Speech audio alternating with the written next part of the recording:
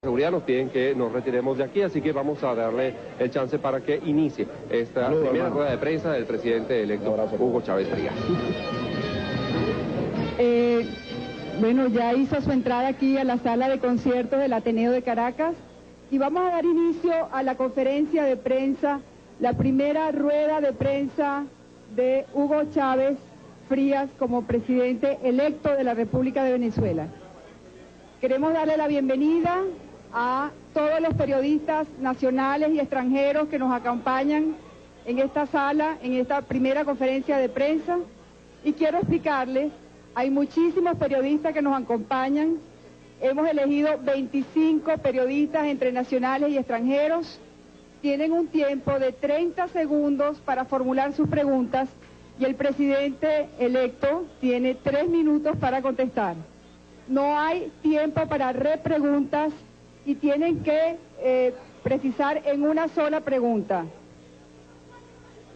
Damos inicio entonces con Jimena Ortúzar de la revista Proceso de México. Jimena, tienes la palabra.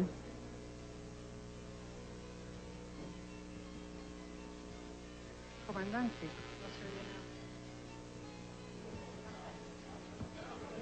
no hay micrófono. Comandante, ¿me escucha? No se oye nada. No hay audio. Hay que subir el micrófono. ¿Sí hay audio? Comandante, buenas noches. Buenas noches, Jimena. Mi pregunta es la siguiente. Cuando usted se dio a conocer el 4 de febrero del 92, empezaron a aparecer en los muros de Caracas y me imagino que de toda Venezuela, Chávez es pueblo. Cuando usted inició su campaña política, la gente empezó a decir Chávez es la esperanza y es el cambio. Y ahora, en vísperas de su triunfo electoral, la gente decía que usted es un sentimiento nacional. Mi pregunta es, como presidente electo, ¿qué espera usted que el pueblo de Venezuela diga del presidente Chávez cuando él termine su mandato? Gracias.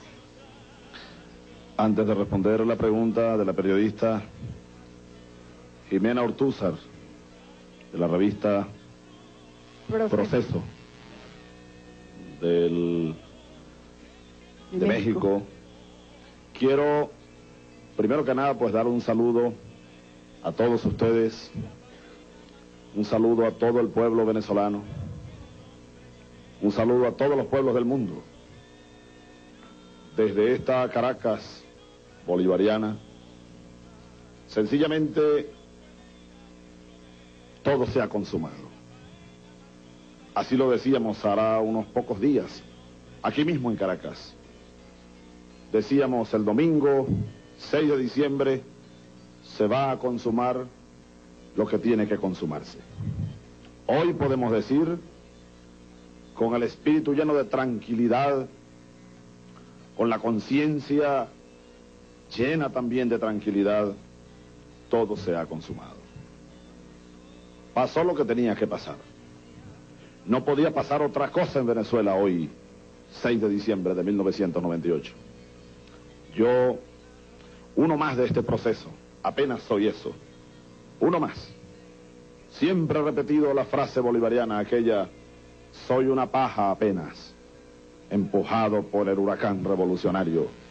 Lo decía Simón Bolívar en Angostura hace 180 años. Hoy yo soy eso, más nada. Un grano de arena en el bloque viviente que hoy se mueve. Una gota de agua en el río que corre. Eso es lo que yo sencillamente soy. Así que, pleno mi espíritu de tranquilidad. Tranquilidad de haber hecho lo que teníamos que hacer. Yo, con toda esa profundidad del alma, desde aquí le envío un abrazo, un reconocimiento a todos los hombres y a todas las mujeres de Venezuela, sin distingo. No solamente los que votaron por mí, los que han apoyado esta corriente bolivariana, sino a todos, de todos los partidos políticos, los que no tienen partidos políticos, que son los más, los ricos, los pobres, los blancos, los negros, los indios, los católicos, los protestantes, los ateos, todos. Mi reconocimiento, porque, como también lo dije en muchas ocasiones, el pueblo venezolano le va a demostrar al mundo de lo que es capaz. El pueblo venezolano está amasado con el barro de los libertadores de este continente y lo está demostrando de nuevo. ¡Qué grande es el pueblo venezolano! ¡Gloria al bravo pueblo! Este es mi saludo inicial como presidente electo de Venezuela. Gracias a Dios por habernos alumbrado el camino. Gracias a Dios por habernos dado coraje para aguantar lo que hemos aguantado. Gracias a Dios por habernos dado fortaleza en el cuerpo, en el alma, en la mente, para haber superado tantos obstáculos. Claro que también lo he dicho, y a todo el pueblo venezolano le hago el llamado, a los caraqueños, a los que están allá afuera plenando las adyacencias de este Ateneo de Caracas, y a todos los que están por las calles de la capital, en sus casas, por todos los pueblos de Venezuela, desde los Andes hasta la Guayana, desde las costas del Caribe hasta allá, hasta las riberas del Meta y el Capanaparo.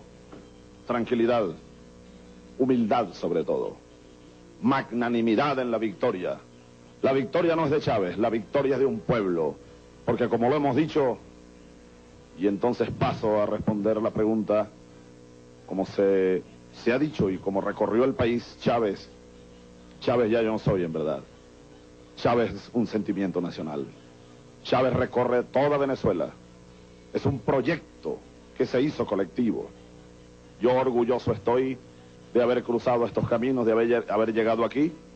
Y claro que sin el pueblo venezolano, pues yo no sería nadie. Por eso, mi compromiso existencial, vital, para siempre, con la esperanza de un pueblo, con el honor de un pueblo que ha levantado de nuevo sus banderas. El pueblo venezolano tiene dignidad, tiene coraje, tiene honor, y lo ha demostrado hoy, día para la historia. 6 de diciembre quedará inscrito en las páginas de la nueva historia venezolana. Hoy está comenzando una nueva historia. Seamos todos, pues, unidos, protagonistas de esa nueva historia de Venezuela. Tiene la palabra. Me preguntaba... Son 3 minutos. Sí. Comentario inicial y respondo lo más brevemente posible a la periodista Ortúzar. Ella me preguntó que cómo me gustaría ser llamado por un pueblo o ser reconocido por un pueblo dentro de 4 o 5 años, cuando me corresponda entregar el primer gobierno del siglo XXI. A mí me bastaría, compatriota latinoamericana, me bastaría merecer aquello que aprendí hace muchos años, allá en el patio de honor de mi Academia Militar de Venezuela. Y vaya mi saludo y mi reconocimiento a los militares de Venezuela. Tantos rumores, tantas mentiras, y ahí están los militares junto al pueblo, festejando, celebrando en silencio. Hay silencio en los cuarteles, pero es un silencio de honor, es un silencio de alegría. Yo, como ustedes, alegre por la Venezuela nueva, hermanos de armas, que son parte de este pueblo noble, el pueblo bolivariano. Pues, lo que aprendí hace años, Jimena, cuando tenía 17, y entré a la Academia Militar de Venezuela queriendo ser pelotero de Grandes Ligas, y me hice soldado. Y allá en el patio de honor de la Academia Militar, donde recibí mi sable de subteniente el 5 de julio del año 75, allá está inscrito, y eso quedará inscrito allí para siempre. Dice así: la Academia Militar de Venezuela forja hombres dignos y útiles a la patria. A mí, al final de todo esto, sentado a la orilla del camino, me bastará, más allá de todo lo demás, que el pueblo venezolano diga: Hugo Chávez fue un hombre digno y útil a su país. Más nada, sencillamente así. Ahora sí terminó la respuesta. Yeneisa Delgado, del diario El Nacional, tiene la palabra.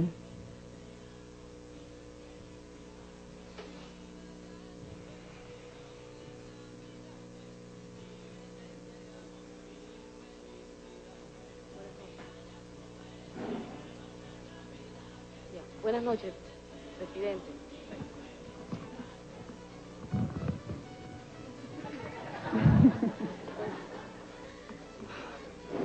Comandante, usted y varios de sus colaboradores han hecho contacto con algunos miembros del gabinete del presidente Rafael Caldera como un adelanto a la transición de un gobierno a otro. ¿A partir de cuándo se van a formalizar estos contactos? ¿Quiénes serán los miembros principales de las comisiones de enlace? Y si estos contactos se van a extender a las autoridades de ADEICOPEI, porque también se conoce que dirigentes del Polo Patriótico ya han hecho algunas reuniones con ellos. Las comisiones de enlace, algunas ya han venido funcionando. Nosotros, como lo hemos dicho, no podíamos esperar este día, porque en verdad sabíamos que esto iba a ocurrir. Estábamos algo así como el poeta Whitman cuando dijo, seguro como la más segura certidumbre de que esto iba a ocurrir. Entonces, desde hace ya varios meses venimos trabajando con seriedad al respecto. Una de las comisiones de enlace que ya se ha reunido con el Banco Central de Venezuela, con Petróleos de Venezuela, con el Ministerio de Hacienda, con Cordiplan. Una de esas comisiones, una comisión técnica, comisión financiera, la dirige el doctor Jorge Giordani, experto en planificación estratégica, profesor de muchos años en el Centro de Estudios del Desarrollo de la Universidad Central de Venezuela y reconocido intelectual académico venezolano de una gran estatura moral e intelectual. Porque yo pongo el ejemplo de Jorge Giordani, quien fue uno de mis profesores, mi tutor de ciencias políticas. Como no pudimos terminar la tesis en la cárcel porque me prohibieron terminar la tesis en la cárcel, entonces decidimos hacer el trabajo de campo y estamos en pleno trabajo de campo. El doctor Giordani incluso ha ido con miembros de esa comisión a Washington a reunirse con el Banco Interamericano de Desarrollo, el Banco Mundial. Se han reunido aquí en Caracas con delegaciones del Fondo Monetario Internacional y están trabajando. Bueno, me decía Jorge ayer, Hugo, qué lástima que el día no tiene más horas, son solamente 24 horas, trabajando a tiempo completo, ya articulando las comisiones de enlace. Estamos revisando el presupuesto palmo a palmo, porque habrá que reestructurar el presupuesto nacional, sin duda alguna. Estamos revisando las cuentas de Petróleos de Venezuela, estamos revisando las inversiones de Petróleos de Venezuela en el exterior, estamos revisando los proyectos sociales. En resumen, estamos revisando todo lo que haya que revisar. Hoy le pedí al gobierno nacional, que dirige el doctor Caldera, y mi saludo al presidente Caldera, y así me lo han confirmado. Debe llegar en las próximas horas a Caracas el general de división Raúl Salazar Rodríguez, quien será el ministro de la Defensa. Está en Washington, cesa funciones en Washington y viene a asumir lo más pronto posible la comisión de enlace con el actual ministro de la Defensa, con quien también conversé hoy por teléfono, y me ratificó, y así lo comunico al pueblo venezolano, el apoyo incondicional de las Fuerzas Armadas como un solo hombre al nuevo presidente de Venezuela. Así que hasta allí esa información. Las comisiones irán saliendo sobre la marcha. En petróleo, allí está el doctor Chavaldini, Héctor Chavaldini, el doctor Ali Rodríguez Araque, experto petrolero. En las áreas económicas estamos llamando también, hoy conversé, tuve el gusto de recibir al presidente de Fedecámaras, el doctor Natera, y le he pedido a Fedecámaras también que incluya a sus representantes en esas comisiones de enlace. Acabo de conversar y recibir el saludo del doctor Luis Vallenilla, presidente de Fundapatria. También le he pedido a Fundapatria, que tiene un amplio espectro de venezolanos de primera calificación científica, técnica y académica, que nos ayuden a integrar estas comisiones, que serán múltiples. En fin, nosotros ahora, gracias a Dios, vamos a comenzar a demostrar, yo, que he sido señalado de tirano, de no sé qué más, de casi que el diablo, voy a comenzar a demostrar lo que de verdad somos, lo que tenemos aquí y lo que tenemos aquí. Ahora lo vamos a demostrar, integrando, y así termino, esas comisiones estarán integradas por grupos de lo más diversos de venezolanos, que reúnan simplemente, como decía Simón Bolívar, moral y luces, para ir articulando. No hay hasta ahora ningún técnico, ninguna persona de los partidos Acción Democrática, COPEI, etcétera, pero si lo hubiese, porque se demuestre que tiene alta capacidad y alta moral, las dos cosas, ¿no? Porque el talento sin probidad es un azote, decía Simón Bolívar. Si tiene capacidad y tiene probidad, bienvenido será. A nosotros y a mí en lo particular, no me importa que venga de donde venga. Si tiene capacidad y voluntad ganas de trabajar para articular unas comisiones de enlace y una transición que se requerirá mucha capacidad, mucho trabajo para comenzar a levantar a Venezuela, bienvenidos serán. Y aprovecho para hacer un llamado a todos los que me adversaron, mi llamado a la unidad. Dejemos atrás la campaña electoral que ya terminó. Fue tensa a veces, sí, pero llegó el momento. Yo ahora, como presidente de Venezuela, les llamo a todos a la unidad, respetando nuestras diferencias, respetando nuestra diversidad. Trabajemos todos, así lo llamo, con buena voluntad en función del interés número uno para todos, que no es otro que el interés de los venezolanos, de Venezuela, de la patria entera. Sí.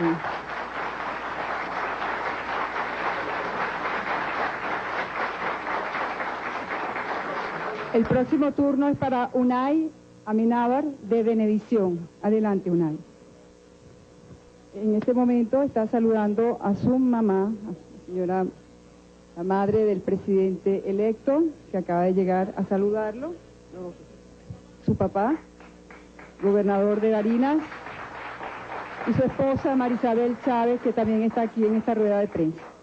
Adelante, Unai. Presidente, buenas noches. Buenas noches al gobernador de Barinas y a la familia.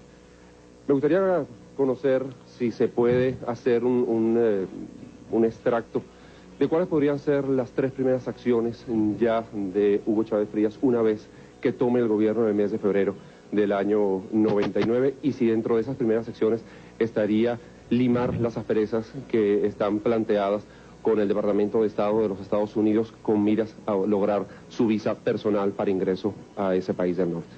Gracias. Saludos, Unai. En primer lugar, debo decir que yo no tengo ninguna aspereza con el Departamento de Estado. No la hay. Ustedes saben que, y yo te voy a pedir perdón si me paso del tiempo, pero es que es importantísimo reflexionar sobre puntos tan importantes como este. Algunos de mis adversarios trataron durante varios años, y especialmente en los últimos meses, de utilizar problemas menudos algunos, medias verdades y otras mentiras para tratar de afectarme electoralmente. No lo lograron. Hoy se demostró.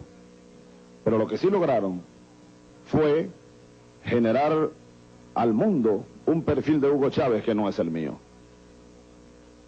El que iba a freír cabeza, el que va a expropiar aquí a todo el mundo.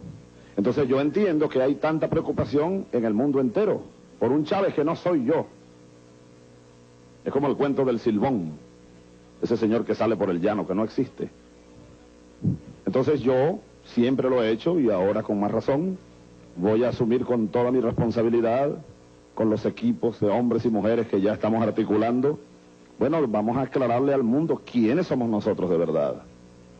Yo debo decir que hoy recibí ya llamadas de Washington de reconocimiento a nuestro nuevo gobierno, igual llamada del presidente Menem de Argentina. Conversamos reconociendo el nuevo gobierno. De algunos otros países han comenzado a llegar, bueno, la salutación y el reconocimiento, no a Hugo Chávez, sino a la decisión que tomó soberanamente el pueblo de Venezuela. De todos modos, todos esos problemas, yo no voy a esperar al 2 de febrero para comenzar a tratarlos, no. Nosotros ya estamos, desde hace varios meses, trabajando en ese sentido, bajando o tratando de bajar, y lo hemos logrado en buena medida, esos temores que se generaron por el mundo, producto de tanto ataque a mansalva que sobre mí se ha hecho durante tantos años, que si la guerrilla colombiana. Hoy conversé con Noemí Sanín, conversé con una delegación colombiana. Nosotros lo que queremos es la paz en Colombia, y ahora vamos a demostrar quiénes somos de verdad. Igual conversamos ayer con el expresidente Jimmy Carter y la misión del Centro Carter. Mañana tenemos otra entrevista antes de él viajar a los Estados Unidos. Así que yo estoy completamente seguro que allí no hay ninguna aspereza ni de aquí para allá ni de allá para acá. Y, por supuesto, con el respeto debido a la soberanía de ambos países, de ambos pueblos, nosotros, yo estoy completamente seguro, vamos a mantener y, ¿por qué no?, a mejorar y a profundizar las relaciones económicas, comerciales, científicas, tecnológicas, académicas, etcétera, con los Estados Unidos de Norteamérica e igual con todos los países del mundo. Esa será una norma, un principio de nuestras relaciones internacionales.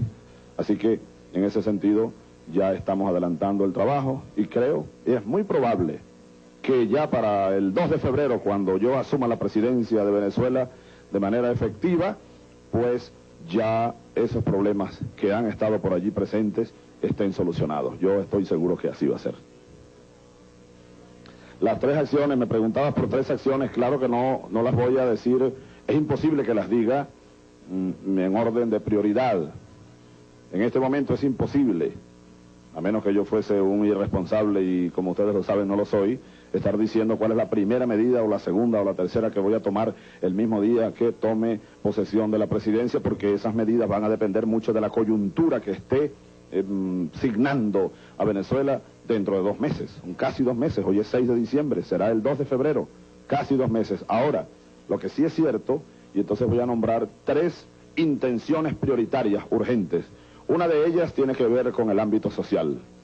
Yo lo dije hace varios días, hoy lo conversé con el presidente Fede Cámara, comentando el tema, pero lo vamos a cumplir, no hay ninguna duda. Nosotros tenemos que restablecer el poder adquisitivo de los trabajadores venezolanos. Tenemos que buscar un salario justo. No puede ser que un trabajador esté percibiendo un salario de 100.000 bolívares cuando la canasta de alimentos solamente está en los 220.000 bolívares según cifras oficiales. En el corto plazo, nosotros tenemos que buscar una medida para equilibrar el poder adquisitivo de los trabajadores y del pueblo venezolano. Desde el punto de vista económico, por decirte unas, desde el punto de vista social, desde el punto de vista económico, en el más corto plazo posible, nosotros debemos repotenciar el CENIAT, porque uno de los mecanismos perversos por donde se van miles de millones de dólares al año, y que es una de las causas del déficit fiscal, es la evasión de impuestos. Un CENIAT fortalecido, que recaude lo que tiene que recabar, hoy hay una evasión por encima del 60%, es algo urgente para tratar de manejar en el más corto plazo posible el gran déficit fiscal que nosotros vamos a recibir, que está por el orden de los 9 puntos del Producto Interno Bruto. Y en el orden político, para nombrar otra medida en el corto plazo, ya lo he señalado y eso sí es verdad que tiene una fecha, es mucho más preciso. Tiene una fecha, 15 de febrero, yo voy a firmar el decreto presidencial en Consejo de Ministros, llamando a referéndum nacional para que el país se pronuncie sobre la Asamblea Nacional Constituyente. ¿Quieren los venezolanos constituyentes? ¿Sí o no? Si el pueblo dice que sí, pues aquí nada ni nadie podrá evitar que convoquemos democráticamente, con todas las libertades, a la Asamblea Nacional Constituyente. He allí 3 intenciones que se convertirán en medidas de muy corto plazo dentro de los primeros días de mi gobierno.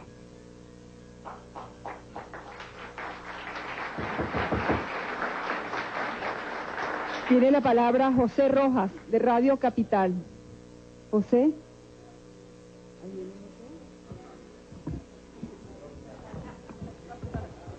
Adelante. Mariano. Buenas noches, presidente. Buenas noches. Como quiera que en los últimos días de campaña hubo un frente de gobernadores, un frente antillaves, ¿cuál será la actitud suya ahora como presidente de la República y que tendrá que gobernar conjuntamente con esos gobernadores que lo adversaron duramente en los últimos días de campaña? Muy buena tu pregunta, Rojas. Yo aprovecho para ratificar mi llamado a la unidad de todos. En mi corazón no hay cabida para ningún sentimiento de revancha, para ninguna pizca de odio. No. Un verdadero líder tiene que estar por encima de todo eso. Un verdadero jefe de Estado, y yo pretendo serlo y Dios mediante voy a serlo, debe estar siempre, como dice uno de mis maestros, volando a la altura del cóndor, no arrastrándose a la altura, o mejor dicho, arrastrándose con las serpientes. Así que mi llamado a estos gobernadores que en los últimos días estuvieron emitiendo opiniones, libertad de expresión, el juego de la democracia, hicieron allí un frente para apoyar al señor Salas Romer, a quien aprovecho para saludar también, y a todos sus seguidores.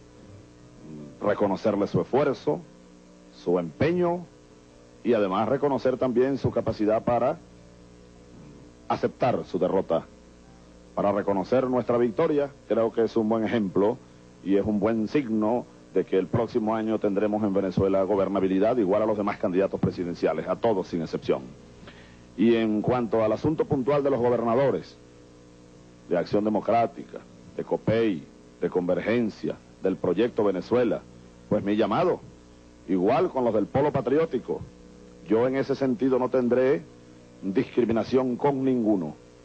Mi compromiso como jefe de Estado, mi compromiso como presidente de Venezuela será tan igual con Hugo de los Reyes Chávez, gobernador de Barinas, mi padre, que con el gobernador Adeco de cualquier estado de la República. Porque el compromiso no es con el gobernador, el compromiso es con un pueblo, y el pueblo de Barinas tiene tantos derechos como el pueblo del estado Bolívar, o el pueblo del estado Táchira, o el pueblo del estado Falcón. Lo que sí es conveniente hacer un llamado como presidente de Venezuela y jefe del Estado a los gobernadores, sea cual fuere su signo político, es que dejen a un lado sus compromisos políticos. No hay compromiso partidista aquí. No hay compromiso personal aquí. Un gobernador, igual que un presidente elegido por un pueblo, su compromiso único, indivisible, insoslayable, es con el pueblo que lo eligió. Entonces yo espero que a partir del próximo mes de febrero, pues nosotros gobernemos a Venezuela como un equipo. Todos los gobernadores, todos los alcaldes, el Congreso que va a instalarse el 23 de enero y el jefe del Estado. Yo hago un llamado a todos que hagan su aporte, su buena voluntad, su capacidad y que cumplan con el verdadero dueño del poder, con el verdadero dueño de la soberanía, que no es otro que el pueblo de Venezuela. El colega Bartolomé Jones de Associated Press, le toca su turno. Tenemos otro representante de la prensa internacional que esta noche entrevista al presidente electo de la República. Buenas noches. Buenas noches. ¿Cómo está? Cuando usted habla con la gente de Venezuela, es obvio que muchos venezolanos ven a usted como un mesías, un salvador de un país podrido de la corrupción. ¿Cómo va a manejar la situación cuando la gente ve que usted no puede resolver todos los problemas del país en 2 o 3 meses y tal vez pierden la paciencia? Gracias. Gracias. Yo, que he recorrido Venezuela varias veces y especialmente en los últimos meses en plena campaña electoral, creo conocer la angustia del pueblo venezolano. Y no solamente la angustia, creo andar en la misma frecuencia del pueblo venezolano. Creo conocer sus pensamientos, sus creencias, sus expectativas.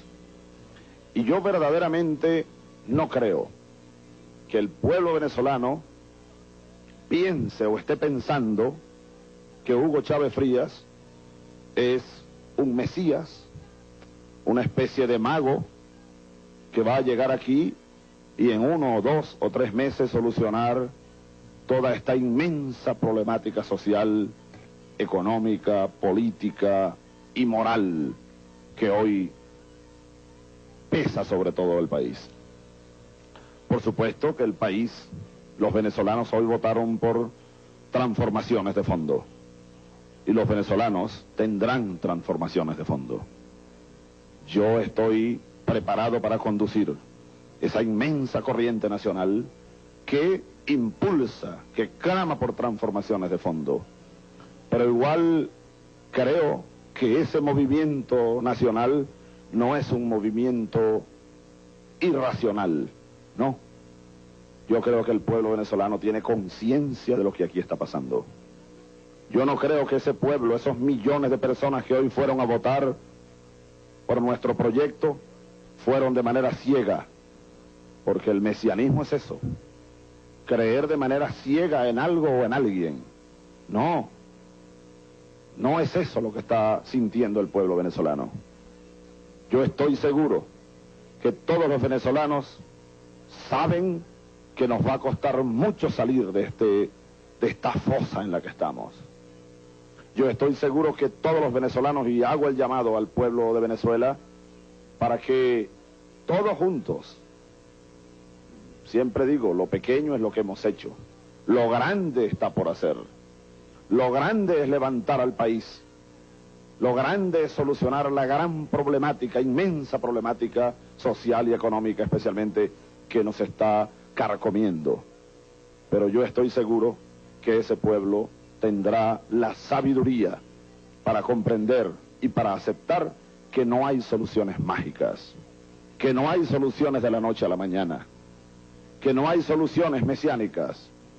Yo estoy seguro que ese pueblo venezolano está dispuesto no a esperar con los brazos cruzados que Hugo Chávez solucione sus problemas. No, yo estoy seguro, y así hago el llamado a los venezolanos para que todos participemos en la búsqueda de las soluciones, en la construcción de los nuevos caminos, en la construcción de la Venezuela nueva. Nosotros como gobierno, pues sin embargo, ofreceremos y facilitaremos las posibilidades. Para ello, y por ello, la Asamblea Constituyente. Para relegitimar un sistema, para contar con un sistema judicial verdaderamente autónomo e independiente, que pueda administrar justicia y que pueda acabar con la corrupción que carcome todo el cuerpo nacional.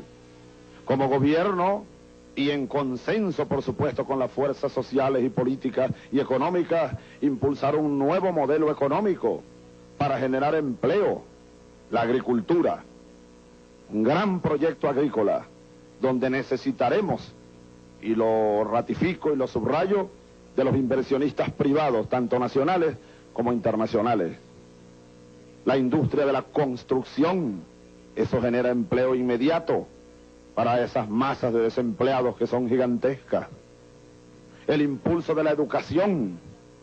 Tenemos que hacer un inmenso esfuerzo en el corto plazo para que la educación llegue a todos.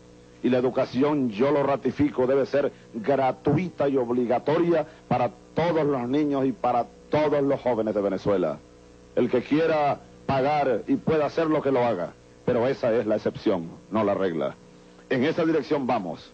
Yo estoy seguro que en esos primeros meses de gobierno, el país comenzará a sentir los efectos benéficos de un gobierno que impulsará una democracia verdadera, un sistema económico justo, un sistema social igualitario.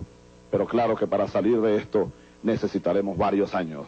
Habrá soluciones de corto plazo, soluciones de mediano plazo y soluciones de largo plazo.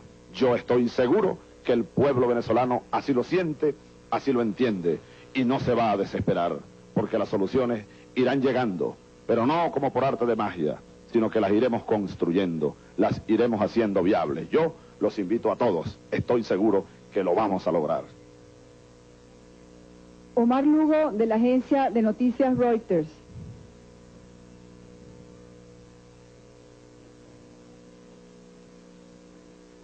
Buenas noches. Lugo. ¿Cómo está? Durante muchas veces usted ha reiterado su condición de militar pese a estar incorporado a la vida civil. Un poco por ahí va mi pregunta: ¿qué papel jugarán las Fuerzas Armadas en su gobierno? ¿Qué participación tendrán en la vida civil? Si, por ejemplo, usted piensa que podrían ser utilizados la infraestructura, las maquinarias que tienen las Fuerzas Armadas para ser incorporadas al rescate de la infraestructura del país, que está sumamente deteriorada. Y si usted, llegando más lejos, sería capaz de castigar a las supuestas mafias que supuestamente están involucradas en buena parte de los ilícitos aduaneros en Venezuela. La pregunta es oportuna para hacer un reconocimiento especial. ¿Cómo no hacerlo? A las Fuerzas Armadas ya las saludé, y yo soy su nuevo comandante en jefe a partir del 2 de febrero que viene. Y con un comandante en jefe que conoce el alma, que conoce el sentimiento de los militares, ellos saben, porque me conocen, que iremos por buen camino. Y yo cuento con ellos. Pero lo que quiero hacer es un reconocimiento especial antes de responder la pregunta de Lugo a esos militares y comenzaré haciéndolo con los que no me oyen, porque jamás podrán oírme de nuevo. Los soldados, los oficiales que están sembrados, los soldados, los oficiales que dieron su vida un 4 de febrero de 1992. Los soldados, los oficiales que dieron su vida el 27 de noviembre de aquel año 92. Y como aquí detrás siempre están, ellos siempre andan por allí, en silencio. No piden nada. Ahí está un grupo de ellos. El almirante Gruber Oberman. Capitanes, tenientes, sargentos, hombres, luchadores. A ellos, los que ya no podrán oírme, aunque siempre uno tiene la esperanza de que están por ahí oyendo y haciendo también. Los que están con nosotros y que han participado activamente en estos años aguantando de todo. ¿Cómo han aguantado estos hombres y sus familiares? Traidores, asesinos, de todo nos han dicho. Y ellos ahí, en silencio. Así son los verdaderos soldados, luchando en silencio, sin pedir nada a cambio. Así que con todo el sentimiento y el alma, yo le doy un saludo a la muchachada rebelde del 4 de febrero y del 27 de noviembre. Y a los que están en los cuarteles, que volvieron allá y que desde entonces han tenido una cruz a cuestas, hoy deben estar en silencio, celebrando. Muchachos, todo valió la pena. Y valdrá la pena, lo demostraremos, por el honor de ustedes, por el sacrificio de ustedes y por el honor de un pueblo al que amamos. Lo haremos, lo seguiremos haciendo. Las Fuerzas Armadas venezolanas deben, a partir del próximo gobierno, de nuestro gobierno, incorporarse, y así lo saben y así lo quieren ellos, de manera mucho más activa, más digna, a las tareas del desarrollo nacional, en todos los órdenes. En los cuarteles militares venezolanos hay un recurso, un activo humano de alta capacitación científico-técnica, humanística, moral también, para inyectarse o para ser inyectados a este movimiento, a este desarrollo nacional, en labores de investigación científica, tecnológica, en el aire, en la tierra y en el agua. Por ejemplo, para recuperar la soberanía en nuestro mar Caribe, para impulsar un gran proyecto de desarrollo del Caribe. No visto esto desde el punto de vista de la militarización, no. Más bien será la incorporación de los militares a las labores de desarrollo nacional. Vamos a llamarlo así, pudiera ser la ciudadanización de los militares venezolanos. Porque el pacto de punto fijo, al que hoy hemos dado una lección, esa fue una de las acciones perversas que condujo en estos años, minimizar a los militares venezolanos. Que los militares venezolanos quieran y estén capacitados para incorporarse, por ejemplo, voy a colocar 2 o 3 ejemplos más, porque yo sé lo que hay allí. Los conozco, hombre a hombre casi, porque viví intensamente esa vida con ellos. Que se pueden incorporar a labores urgentes ya, en el desarrollo deportivo del país, por ejemplo. Claro que pueden hacerlo.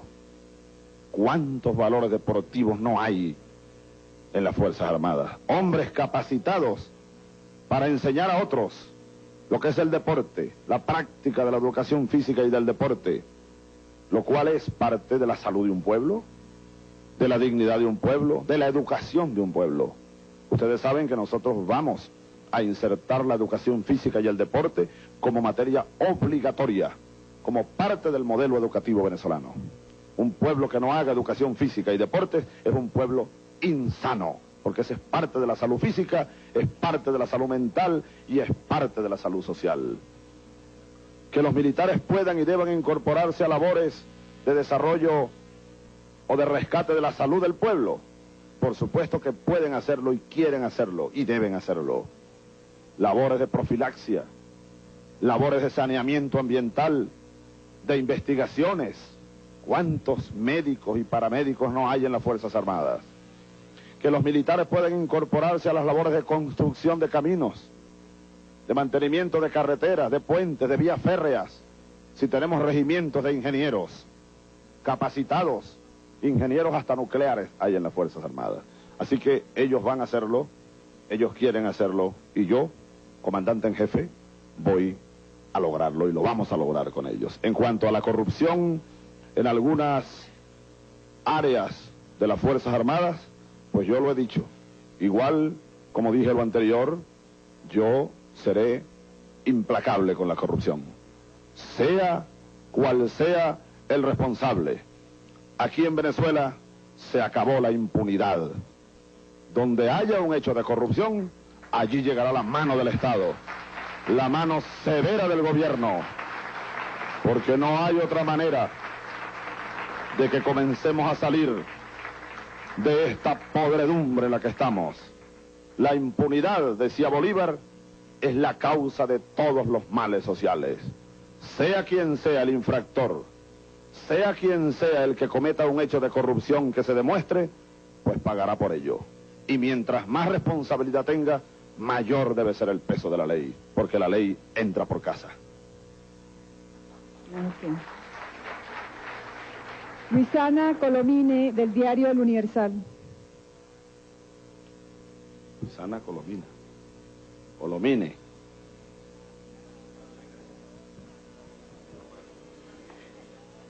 ¿Cómo está? Buenas noches. Buenas noches, Luisana. Los felicito. Mil gracias. Bueno, yo espero que cumpla todo lo que está prometiéndole a los venezolanos, ¿no? Pero tenemos un pequeño problema, ¿no? El presupuesto acaba de ser reconducido y por otra parte los precios del petróleo que usted se va a encontrar son los más bajos en 12 años, según apuntan los expertos en economía. Yo quisiera que usted me dijera si está de acuerdo con esta reconducción, porque acaba de decir que lo va a reestructurar, pero no queda claro, ¿va a ser uno nuevo o se va a quedar con el reconducido? Porque de eso depende que se puedan aumentar los salarios mínimos. Gracias. Gracias, Luisana. El presupuesto reconducido, pues como lo sabemos, el nuevo gobierno tendrá 3 meses de plazo, es decir, los 3 primeros meses del año, para reestructurar ese presupuesto. Ya nosotros hemos comenzado, creo que ya lo dije, sí, a revisarlo con lupa.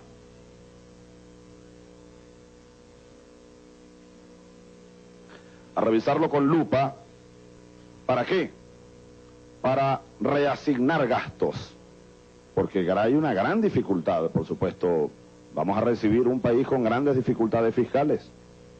Esa es la primera de las grandes dificultades. Pero, un poco decía Bolívar, soy el hombre de las dificultades. Habrá que repetir eso, nosotros estamos acostumbrados a las dificultades. Hasta ahora hemos vencido algunas de ellas, y no pequeñas. Esta yo estoy seguro que también la vamos a vencer. Entonces se trata de revisar la asignación o las asignaciones presupuestarias. Habrá que recortar gastos burocráticos. Hay entes del Estado venezolano que pudieran funcionar con 1/3 de sus empleados, de sus trabajadores, de su carga burocrática. Eso de verdad hay que tomar una decisión, pero bien firme, de racionalizarlo. No podemos seguir dilapidando el presupuesto nacional. No podemos seguir botando la casa por la ventana en muchas áreas. Por ejemplo, nosotros tenemos el firme propósito de reducir la cantidad de ministerios y lo vamos a hacer. Con 11 o 12 ministerios sería más que suficiente para gobernar a Venezuela. Yo me siento y me sentiré capacitado para gobernar a Venezuela con 11 ministerios o con 12 ministerios. Hoy hay casi 30 ministerios en Venezuela. Eso es un abuso. Eso no puede continuar así. Esa es parte de la herencia que vamos a recibir. La herencia esta demagógica de un Estado manirroto, acostumbrado a gastar y a gastar para absorber el clientelismo partidista. Se acabó eso. Se va a acabar eso. Ustedes saben que yo no tengo compromisos de ese tipo.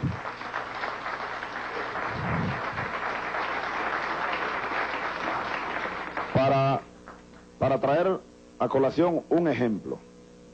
Y habrá entonces que reorientar gastos hacia los sectores productivos. La pequeña, la mediana empresa, que está quebrada en Venezuela. Miles y miles y miles de pequeñas y medianas empresas han quebrado. Reorientar el gasto hacia sectores como la educación, que hoy tiene una de las asignaciones más bajas del mundo, la educación venezolana, o la salud, también de las más bajas del mundo.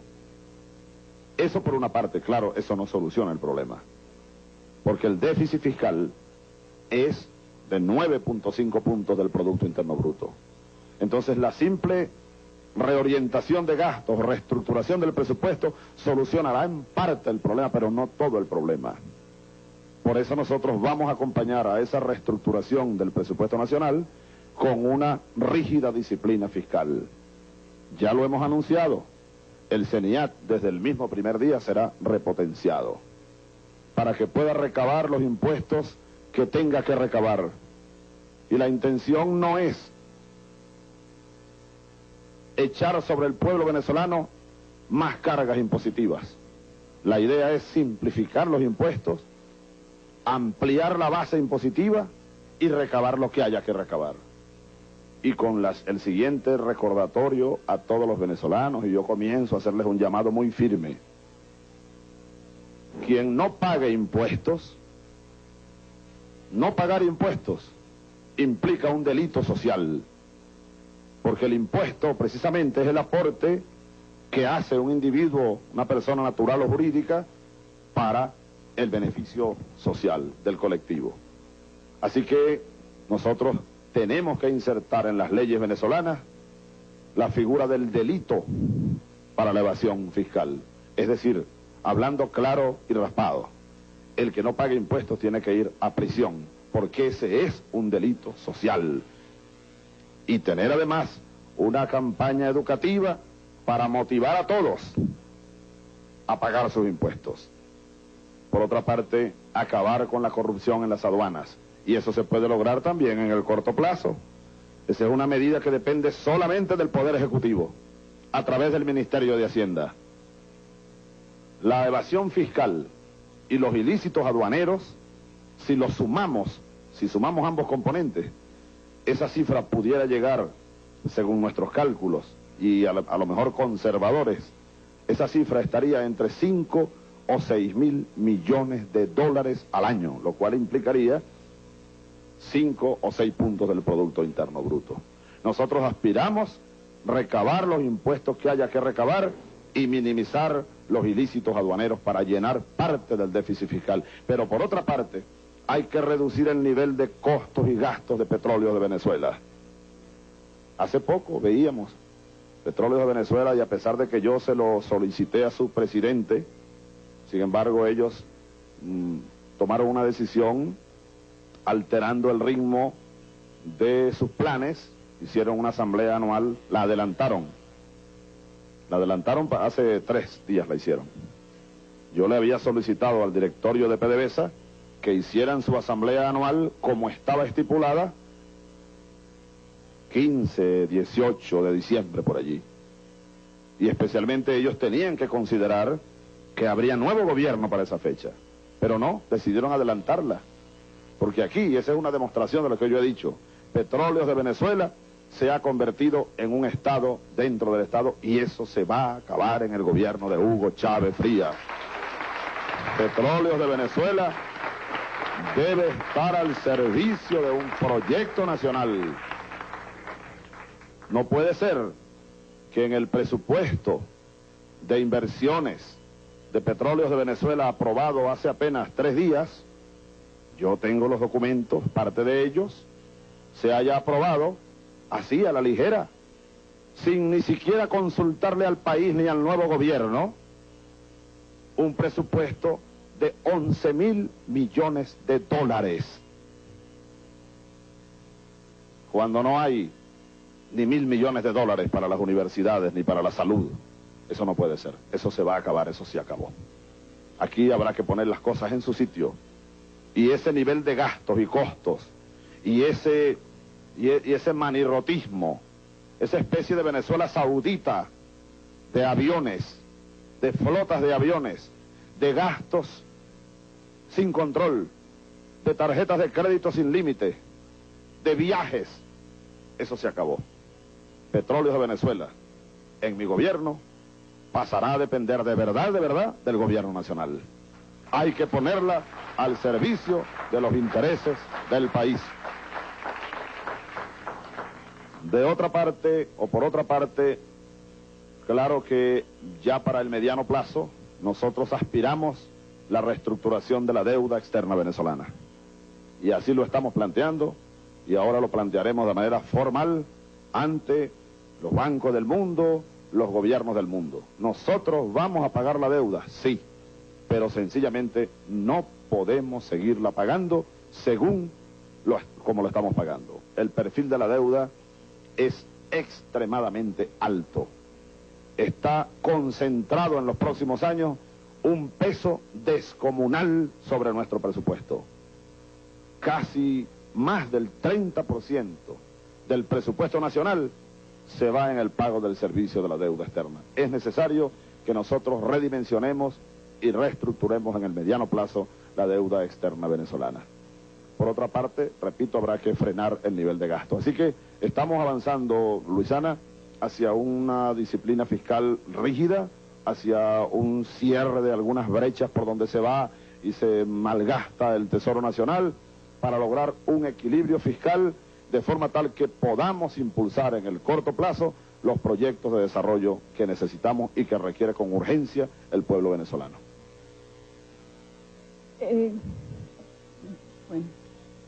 Bueno, precisamente, estamos hablando de manejar un déficit fiscal. El incremento no, yo no puedo en este caso, no puedo cometer ninguna ligereza ya como presidente de Venezuela, de estar diciendo en este momento que habrá un monto tal o cual de salario mínimo, porque esa decisión no será del presidente así de manera unilateral. Para ello conversaremos con los trabajadores, con los empresarios, con el gobierno que se va, con las cuentas que estamos revisándolas a fondo. Es decir, en este momento es imposible que yo esté fijando algún monto para incremento de los sueldos a los trabajadores. Pero sí es un hecho, nosotros lo vamos a hacer y estamos cuadrando las cuentas para que sea posible, y es posible hacerlo. Vamos con la próxima pregunta. Recuerden que no hay repreguntas porque se hace muy largo, son muchos los periodistas que han venido esta noche a participar en esta rueda de prensa y queremos darle cabida al mayor número posible de colegas, tanto nacionales como extranjeros. Pedro Luis Flores, de Globovisión, es tu turno.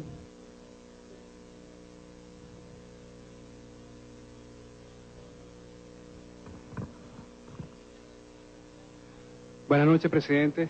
Buenas noches, Flores. Generalmente cuando una persona asume un cargo, se propone metas, se plantea metas a corto, a mediano y a largo plazo.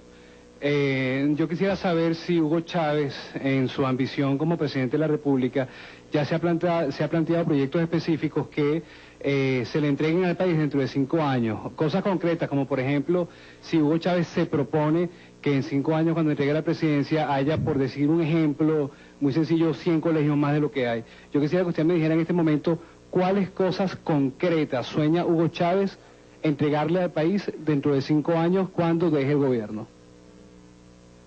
Sí, más que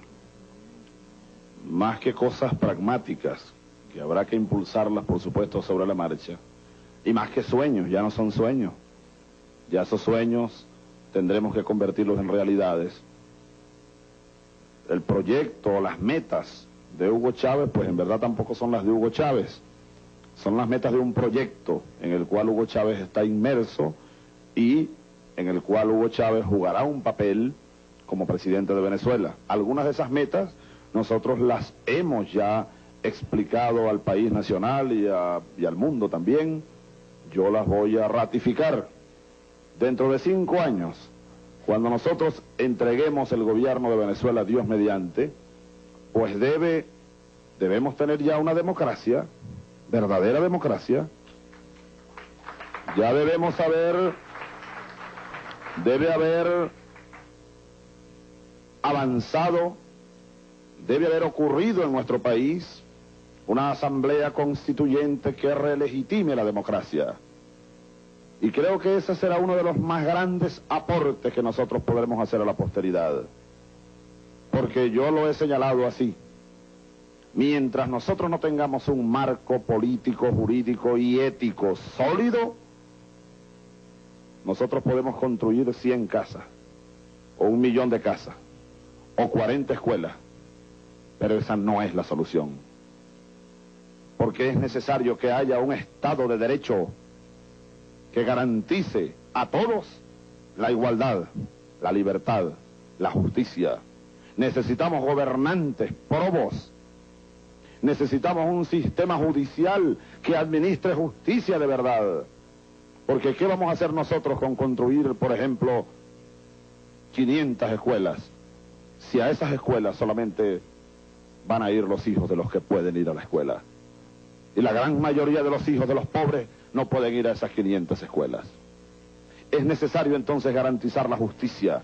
Y para ello se requiere un Estado de Derecho que hoy no tenemos. De verdad que uno de mis principales metas, que no es mía, pero la personalizo por la pregunta importantísima que me han hecho, es legar a la Venezuela del siglo que viene un verdadero sistema democrático, un verdadero poder democrático, un verdadero sistema donde la soberanía del pueblo esté por encima de toda la otra consideración. Que no existan dentro de 5 años, no debe existir esta cogollocracia que nosotros vamos a recibir. No, debe haber un poder democrático, un poder judicial, un poder legislativo que represente al país. Debe haber un poder ejecutivo legítimo, comprometido con un proyecto. Debemos tener, yo lo propongo así, yo lo voy a proponer y lo vamos a proponer a la Asamblea Constituyente, la inserción de un cuarto poder en el sistema político venezolano, el poder moral. Debe existir, en resumen, una democracia sólida, un piso sólido, un nuevo contrato social dentro de 5 años. Por otra parte, desde el punto de vista ya económico, pues también dentro de 5 años, yo me imagino, y así tiene que ser, nosotros no podemos fallarle y no vamos a fallarle a los venezolanos. Debe estar en marcha un modelo económico, como lo llamamos nosotros, humanista, que genere trabajo, que genere empleo. Yo me imagino como meta que dentro de 5 años el proyecto de desarrollo Orinoco Apure debe estar en vigor. Un proyecto agrícola. Esos 16 millones de hectáreas de tierra fértil que hoy no son aprovechados por nadie, deben estar en marcha. Con un inmenso proyecto de desarrollo agrícola y pecuario. Eso debe estar en marcha. También como meta tenemos el desarrollo de un proyecto petroquímico, de un proyecto gasífero. Eso debe estar en vigor. Claro que esos son proyectos de largo plazo. Esos son proyectos para la mitad del siglo. Pero dentro de 5 años debe estar en marcha ya buena parte de esos proyectos. Dentro de 5 años debemos tener, y esa es otra meta importantísima desde el punto de vista social, un sistema educativo que alcance a todos los niños y a todos los jóvenes de Venezuela. No puede haber ni un solo niño fuera del colegio o del sistema educativo dentro de 5 años cuando Hugo Chávez entregue el gobierno. Si existiera, sería la negación de mí mismo. Dentro de 5 años, cuando entreguemos el gobierno, debe existir en Venezuela un verdadero sistema de seguridad social para los trabajadores y para el pueblo en general, para los pensionados, un sistema de salud, que todos los venezolanos tengan acceso a la salud. Es decir, que exista un Estado de Derecho. Dentro de 5 años, por supuesto que yo no aspiro que hayamos solucionado el grave problema de la vivienda. Hoy hay 1,5 millones de déficit habitacional en Venezuela. Pero al menos en un 50% hemos calculado debe estar solucionado el drama de la vivienda para las clases pobres y las clases medias venezolanas. En resumen, dentro de 5 años debe estar en marcha y con buen pie y con buen paso una democracia verdadera en lo político, en lo social y en lo económico y sobre todo en lo moral. Dentro de 5 años Venezuela debe resplandecer como una nación donde impere la justicia, la moral, la equidad, la libertad. Esa es nuestra aspiración y yo, hombre de este pueblo, le pido a Dios en primer lugar y ayuda a todos para que eso sea posible.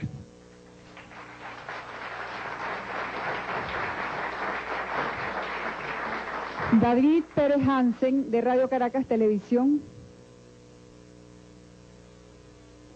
Buenas noches, presidente. Dos de las principales inquietudes, y yo creo que usted lo sabe muy bien, que tiene la población venezolana en general, tienen que ver con la salud y los hospitales, en la situación que están en el suelo, y la inseguridad. Yo pienso que esta noche muchas de las personas que lo están viendo, seguramente gran parte de la población venezolana, quisiera escuchar del nuevo presidente que va a asumir las riendas del país el próximo 2 de febrero, ¿cuáles van a ser esas medidas concretas mediante la cual los venezolanos, los más desposeídos, puedan ingresar a un hospital y ser atendidos o puedan circular por las calles venezolanas sin el temor de que le van a quitar la vida o le van a quitar sus propiedades? ¿Qué medidas, de manera dramática, porque son problemas dramáticos, va a tomar el gobierno de Hugo Chávez Frías para garantizar estos dos sectores? Yo, en primer lugar, antes de responder la pregunta, quiero dar un saludo a toda la gente que está allá afuera, que creo que son miles de compatriotas que están allá en las adyacencias del Ateneo desde hace varias horas. Creo que ellos me están oyendo.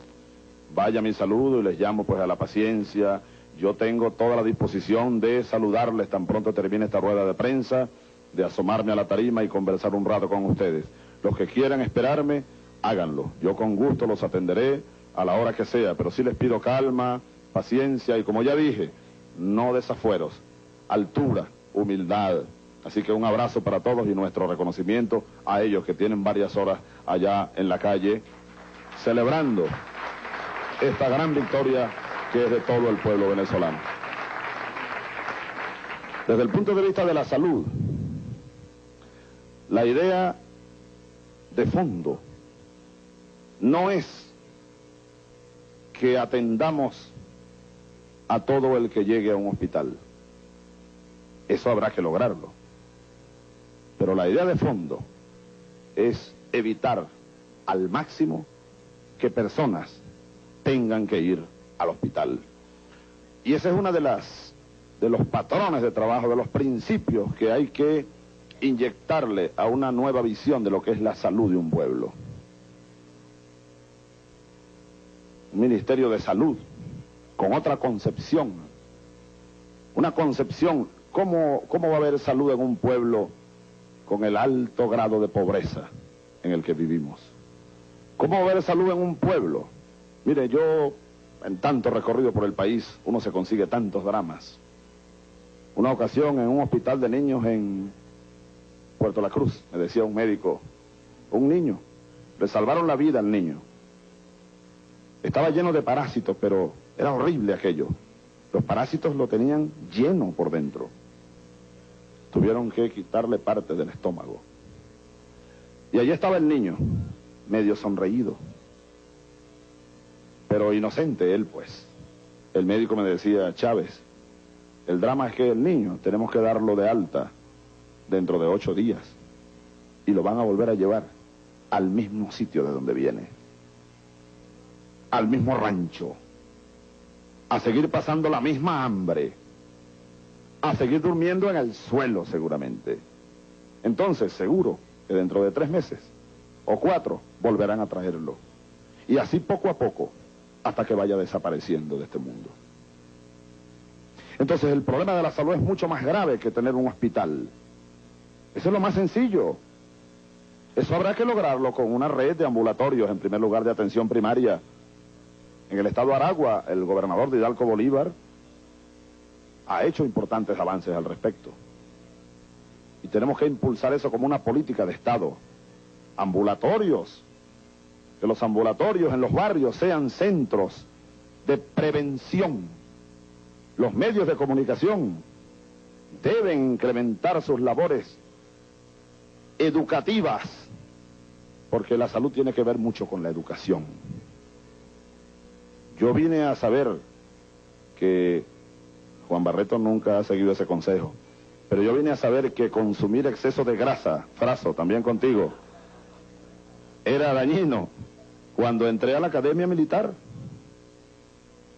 Y entonces comenzó uno a estudiar lo que es la educación física, la composición de la dieta alimentaria, los gramos que un hombre debe consumir de tal o cual vitamina, proteína, etcétera.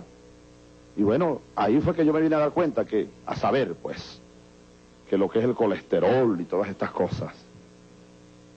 Porque no hay campañas educativas, porque la salud comienza por uno mismo también. Por seguir hasta regímenes alimentarios, por los padres, los maestros de escuela. Tiene mucho que ver con una gran labor educativa, y para ello yo comienzo ya a pedir la colaboración de todos los medios de comunicación social. Es necesario un gran impulso. Ahora, ya de manera concreta, como se me pide, sí, nosotros tenemos que incrementar el presupuesto asignado a la salud. La salud no se puede privatizar. Hay una corriente salvaje por ahí que pretende privatizar la educación y la salud. Eso es como privatizarle la vida a los venezolanos. Eso no se puede privatizar. La salud es responsabilidad del Estado. Y para eso el Estado debe apartar los recursos suficientes. Pero otra cosa, administrarlos como tienen que ser administrados. Y ahí vuelvo a decirlo. Seré implacable con la corrupción. Señores corruptos, un presidente implacable llegó a Miraflores. No tendré paz con la miseria, con la corrupción.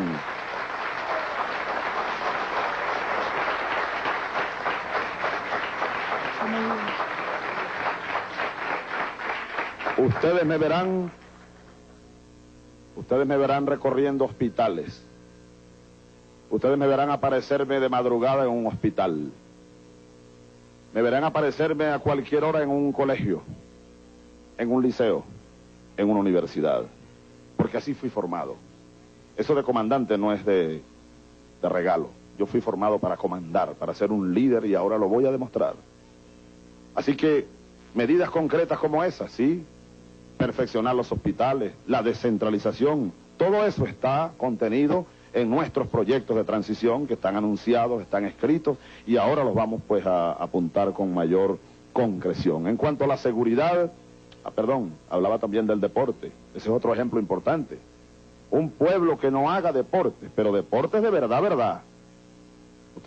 Cualquier colegio, con excepciones, uno va a un colegio, a una escuela, no hay a veces ni entrenadores, no hay material deportivo, no hay canchas deportivas, y resulta que el deporte es algo intrínseco a la salud del niño, del joven.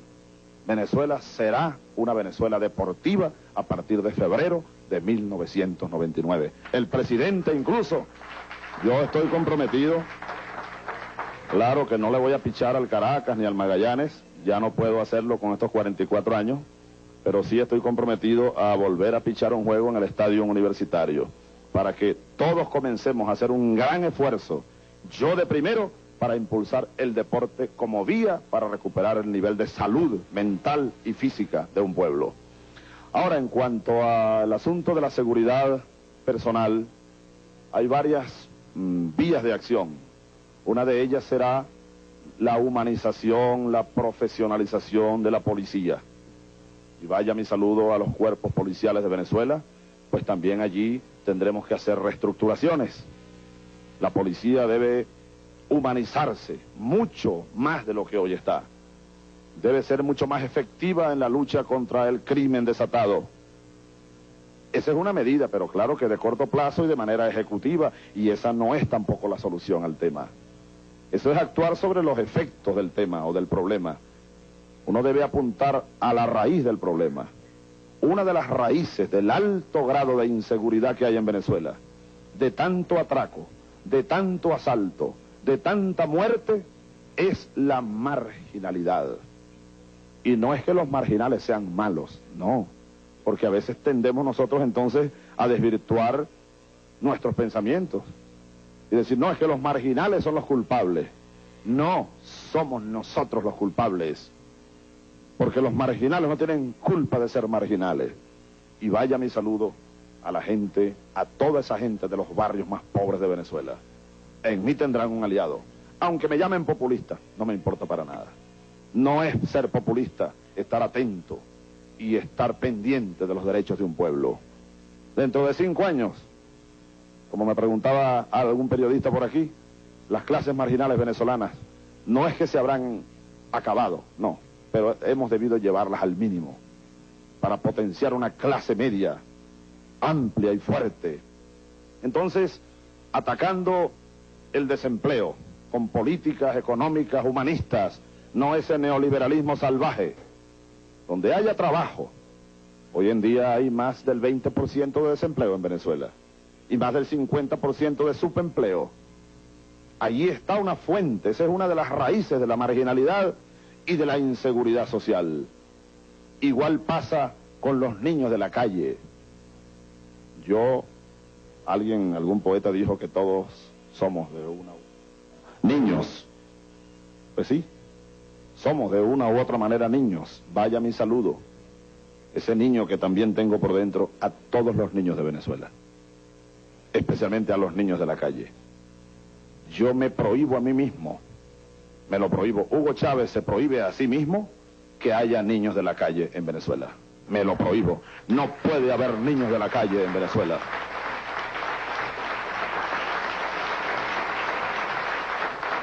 Y he allí otra de las razones de esa inseguridad.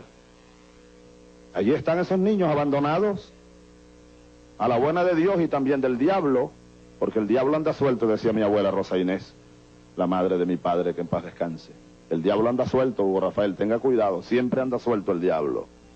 Entonces esos niños que duermen bajo los puentes, que están abandonados para que ellos sobrevivan, algunos piensan que no tienen escuela. Sí tienen escuela, la escuela de la delincuencia muchas veces, y paran en el narcotráfico, en el AMPA organizada, en las pandillas que asaltan, que roban y también matan, porque muchas veces andan armados para sobrevivir. Entonces allí hay que atacar a fondo las raíces del problema. Son sociales. El hombre no es el lobo del hombre. Yo me resisto, yo no pienso como Hobbes, pienso como Cristo más bien. El hombre es la esperanza del hombre. El hombre es el comienzo y es el fin. Esos niños son buenos, ellos no son malos. Sencillamente nosotros somos los culpables también. Asumamos nuestra culpa. Yo de primero seré el primer culpable si hay niños abandonados en Venezuela. Y una tercera medida tiene que ver con el Poder Judicial. La policía, atacar las causas sociales, pero ¿cómo combatimos la delincuencia si hay delincuencia infiltrada en el Poder Judicial? Por eso caemos en el tema también.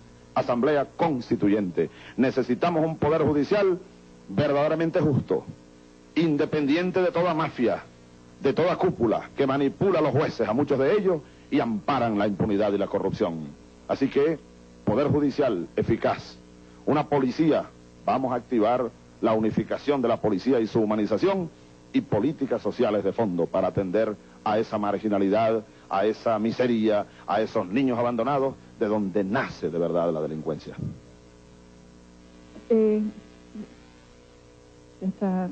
Ahora le toca el turno a Claudia Pesca, de la cadena Caracol de Colombia. Viene otra colega que viene del exterior para esta rueda de prensa que está teniendo lugar en el Ateneo de Caracas, en la sala de conciertos.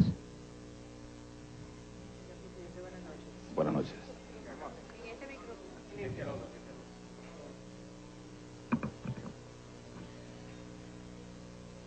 El que tenga ojos, que vea; el que tenga oídos, que escuche. Una máxima bíblica que usted ha utilizado a lo largo de toda su campaña presidencial.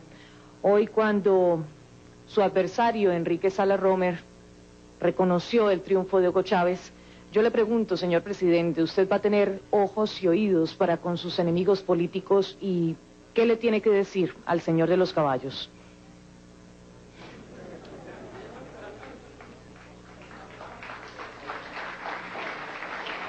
Sí, el que tenga ojos que vea y el que tenga oídos que oiga.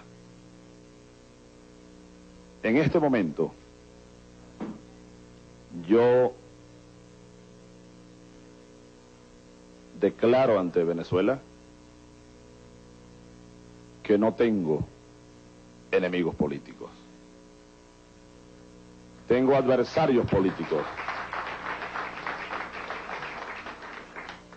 Porque si bien es cierto que en las campañas electorales a veces los tonos de los discursos suben de nivel producto de las pasiones, este momento, y estamos entrando al año 1999, año del concilio cristiano, año de la reconciliación, pues yo, incluso a aquellos que se sientan mis enemigos políticos, yo declaro a ellos que no los considero a nadie mi enemigo político.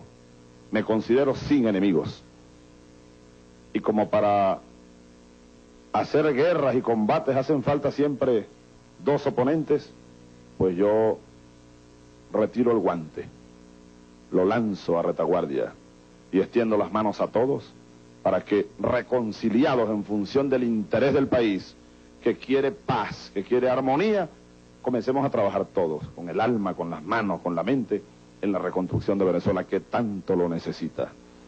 Al señor de los caballos, como usted llamó al señor Salas Romer, pues ya le di un saludo, igual que a la candidata o ex candidata Irene Sáez, igual, y a Irene Sáez vale la pena, sí, subrayar nuestro reconocimiento, y el mío muy personal, a las demostraciones que ella dio, creo que de mucha dignidad, en los últimos días, las últimas semanas de la campaña electoral, donde ocurrieron cosas insólitas, como nosotros ya lo sabemos, que nunca antes se habían visto en 50 años o en 100 años de historia política. Pero es que esta campaña electoral era definitiva para el futuro de Venezuela. No se estaba jugando nada más un gobierno, el cambio de un gobierno, no. Aquí está ocurriendo el cambio de la historia. Verdaderamente eso es. Es un punto crucial de nuestra historia, lo que está ocurriendo. Así que mi llamado a todos, al señor Alfaro Cero, a todos los demás candidatos, todos sin excepción, algunos militares retirados que estuvieron en campaña presidencial, otros, independientemente de lo que hayan dicho de Hugo Chávez Frías, por aquí me entró y por aquí me salió. Y les llamo, repito, a que se preparen para hacer una oposición. Yo necesito una oposición, claro. Necesito la crítica a tiempo. Pido la crítica a tiempo. Empezando por mis amigos más cercanos. No soy el hombre que se rodea ni le gusta rodearse de aduladores. Quiero críticos, leales, constructivos, de nuestro campo y del campo que sea. Que nos critiquen, que nos hagan oposición constructiva. Eso es positivo, eso es necesario para una democracia sólida. Así que mi felicitación a todos, al hombre de los caballos y a todos los candidatos presidenciales, y mi llamado a que sigan, que luchen de verdad, con dignidad, que saquen la verdad por delante, que luchen por construir nuevos partidos políticos.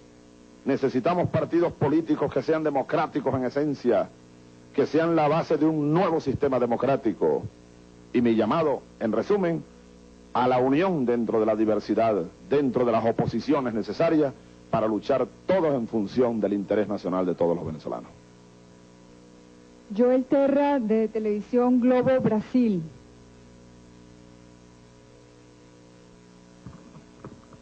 felicitaciones, señor presidente electo. Muchas gracias, hermano. Yo imagino que usted debe sentir en sus espaldas un peso de una responsabilidad de hoy representar un líder emergente, no solamente de Venezuela, como esa población, esa multitud que lo espera afuera, mas como una referencia de Latinoamérica, ¿no? Yo creo, puedo decir por Brasil que pocas veces un candidato, ¿no?, eleito tuvo tanto espacio, no digo como Chica da Silva, pero de verdad tuviste en esos 2 días en Brasil una divulgación muy grande, ¿no?, debido a su apelo popular. Pero yo creo que las cosas no son tan de color rosa como aparentan y como usted tiene intención que ellas fuesen, ¿no? Yo creo que si usted for intentar cumplir todas sus promesas, va a tener muchos enemigos que no van a aceptar perder sus privilegios acá en Venezuela. Entonces, mi pregunta es sobre que comenta-se que usted, después de proclamado presidente por el CNE, hará una gira por el exterior. Partiendo de la premisa diplomática, según la cual los actos dicen más que las palabras, ¿qué significa para los procesos de integración latinoamericanos su posible viaje a Brasil en la próxima semana? ¿Usted buscará un apoyo especial del presidente Fernando Henrique Cardoso para referendar sus planes bolivarianos y pedir un referendo especial a la gobernabilidad de su gestión acá debido a ese clima de crisis económica que el país atraviesa? Gracias. Vaya mi saludo a todo el pueblo brasileiro, pueblo amigo, pueblo vecino. Sí, nosotros hemos anunciado en cuanto a nuestra política exterior, y también aspiramos tener definiciones de políticas de Estado, no de políticas de gobierno. Tenemos que redefinir un rumbo en cuanto a la política exterior. Vamos a darle prioridad, así lo hemos dicho, y vamos a hacerlo, al tratamiento, la interrelación, la profundización de los intercambios de todo tipo, en primera instancia en 3 direcciones fundamentales. La fachada amazónica, y en la fachada amazónica a través del Brasil, fundamentalmente. La fachada andina a través de Colombia, y la fachada caribeña. En la fachada caribeña tenemos excelentes relaciones ya, iniciándolas con República Dominicana, que es un país hermano de Venezuela y vecino nuestro, cuyo gobierno ha estado activando de manera muy positiva en toda el área del Caribe. Así que le daremos prioridad estratégica a esas fachadas. Y específicamente la fachada amazónica con el Brasil, pues para nosotros tiene mucha importancia, porque Venezuela tiene, todos lo sabemos, una posición geopolítica envidiable. Venezuela puede muy bien ser una especie de bisagra múltiple de unión entre Mercosur, a través del Brasil, y hacia el sur, Argentina, Uruguay, Paraguay, la Comunidad Andina de Naciones a través de Colombia y los países andinos, los países bolivarianos, y la Comunidad del Caribe, desde Centroamérica, México, hasta el Caribe anglófono oriental. Venezuela puede hacerlo, puede jugar un papel mucho más dinámico en esas relaciones. Es posible que yo, ahora como presidente electo, haga algunos toques en algunas capitales latinoamericanas en estos días venideros. He tenido invitaciones desde hace ya algunos meses atrás que no he podido cumplir por razones mismas de la campaña, que fue, ustedes saben, tan dinámica, tan absorbente, tan llena de todas las cosas que sabemos que hubo aquí. Ahora con más calma, yo aspiro a ir, sí, a Brasil, Bogotá, en primera instancia, a conversar, a manifestar nuestra disposición al intercambio, y además de pedir ayuda, también a ofrecer nuestra ayuda, porque el esfuerzo tiene que ser de todos. Yo en eso creo muchísimo, en la idea bolivariana de formar en esta parte del mundo un polo de poder, un polo de fuerzas. La idea es vieja, Simón Bolívar la planteó con aquella idea de la Gran Colombia del Congreso de Panamá. Hoy estamos necesitados, mucho más que antes, de articular una unión, valga la redundancia, de naciones, una fuerza ¿Para qué? Para entrar en mejores condiciones a ese mundo multipolar del siglo XXI. El polo norteamericano, el TLC, el polo europeo, el polo asiático. También necesitamos aquí un polo de fuerza. Creo que Venezuela puede jugar un papel importante en ese esfuerzo de integración, entre los cuales tendrá prioridad sin duda el Brasil, su gobierno, el presidente Cardoso. Nosotros tenemos pues la intención de incrementar nuestras relaciones de todo punto de vista, los planes que están ya en desarrollo.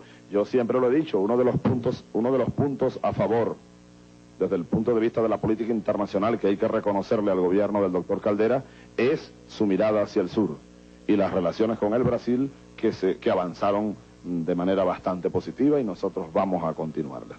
De todos modos, yo termino esta respuesta dando un saludo a todos los gobiernos de la América y del mundo y a todos los pueblos respectivos y manifestarles que aquí hay un hombre que cree en la democracia, en el respeto a los derechos humanos y que trabajará junto al pueblo venezolano por estrechar los nexos de amistad con todos los pueblos y todos los gobiernos del mundo. Por Televen tenemos esta noche, asiste por Televen Mari Carmen Vieira. Mari Carmen Vieira. ¿Cómo está, presidente? Buenas noches. Quisiera retomar el tema petrolero. ¿Va a asumir usted la continuidad de los recortes en la producción de crudo asumidos este año por Venezuela en conjunto con miembros de la OPEP y no OPEP hasta junio del próximo año? Y también quisiera saber, se refirió anteriormente a Petróleos de Venezuela, quisiera saber cuál es el futuro cierto de la directiva actual de esta empresa. Gracias. Bien, en torno a la primera pregunta, recortes futuros de producción petrolera, ojalá no sea necesario hacer nuevos recortes a la producción petrolera venezolana. Sin embargo, eso lo dirá la evaluación que ya estamos haciendo de las perspectivas del mercado, de la oferta mundial de petróleo, de las perspectivas del mercado venezolano, de los acuerdos que tenemos, que Venezuela tiene con los países miembros de la OPEP y otras consideraciones adicionales. En todo caso, lo que estamos anunciando desde ahora mismo es que Venezuela, el nuevo gobierno, va a cumplir de manera rigurosa los acuerdos ya hechos en este año 98 de recortes en la producción petrolera. Hasta ahora no se han cumplido en su totalidad y, por supuesto, esto tiene que ser recíproco. Esto debe ser cumplido por todos los países que han firmado estos acuerdos de recorte de producción, que, como sabemos, no tienen otro objetivo que defender los precios del barril de petróleo. 8 y tanto dólares está el barril de petróleo venezolano. Nosotros necesitamos defender el precio del barril de petróleo y buscar las maneras para que remonte y se coloque de nuevo en un nivel aceptable para las necesidades del país. Eso en cuanto a la producción. Nosotros sí hemos anunciado que hay que racionalizar el plan de expansión de petróleos de Venezuela y en eso tenemos un equipo de expertos trabajando el tema y en enlace ya con algunos técnicos de la industria petrolera venezolana. Y en cuanto a la actual directiva y su destino, preguntó usted, pues yo no tengo ninguna intención de desplazar a toda la directiva de Petróleos de Venezuela, como tampoco de desplazar a todo el alto mando militar, pero sí habrá que hacer ahí algunos cambios que ya serán anunciados en su justo momento. Américo Hernández de TVO Oriente.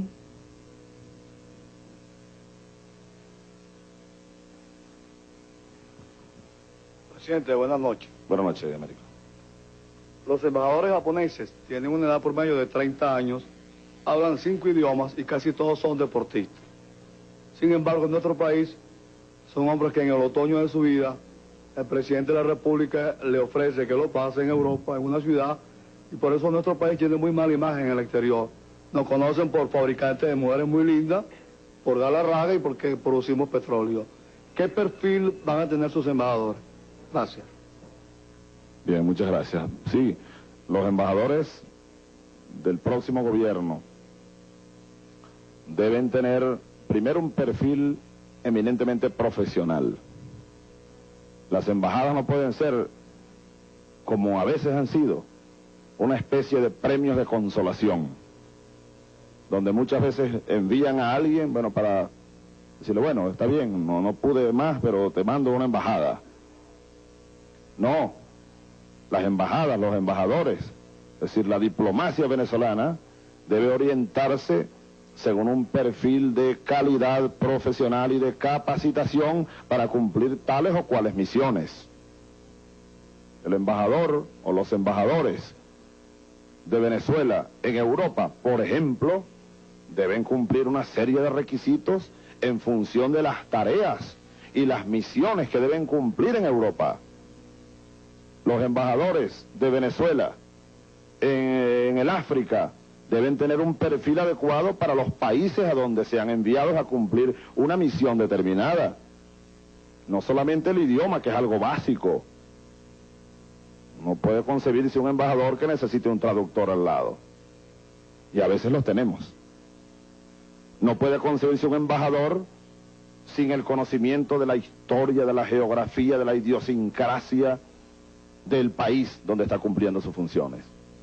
Un embajador, en resumen, debe estar bien consustanciado con ese país a donde lo enviemos para cumplir misiones profesionales, misiones comerciales, de difusión de la cultura nacional. Es decir, debe ser un venezolano de altos quilates, adecuado y con la capacidad y la voluntad necesaria para bien representarnos de la mejor manera en todos los países del mundo. Hay que profesionalizar el servicio diplomático, hay que perfeccionarlo, y en eso también ya hemos comenzado a trabajar.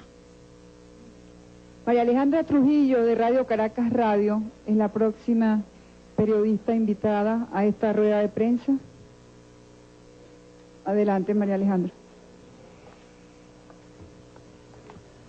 Buenas noches. Buenas noches, María Alejandra. Mi pregunta es la siguiente, tiene que ver algo con un planteamiento que acaba de hacer en relación a eliminar el número de ministerios.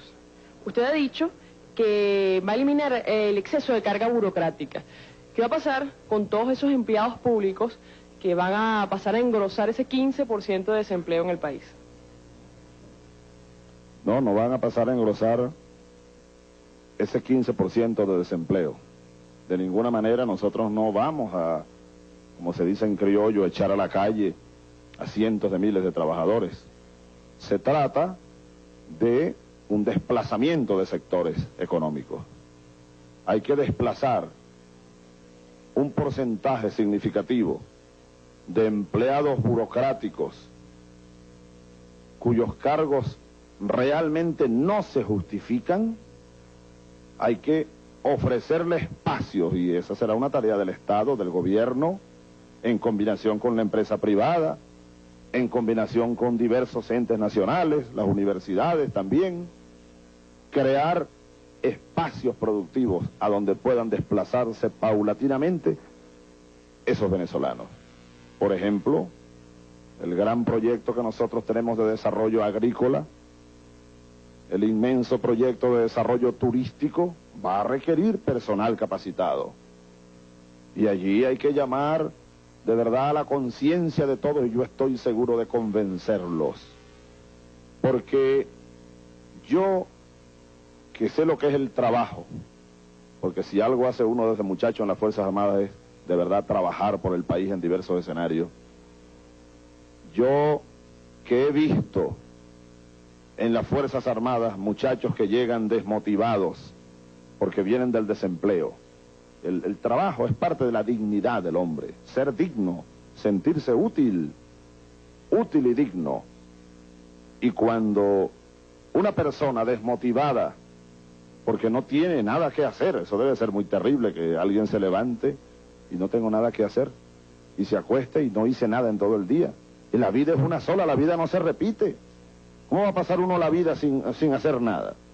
En tener un trabajo, una dignidad, algún aporte constructivo.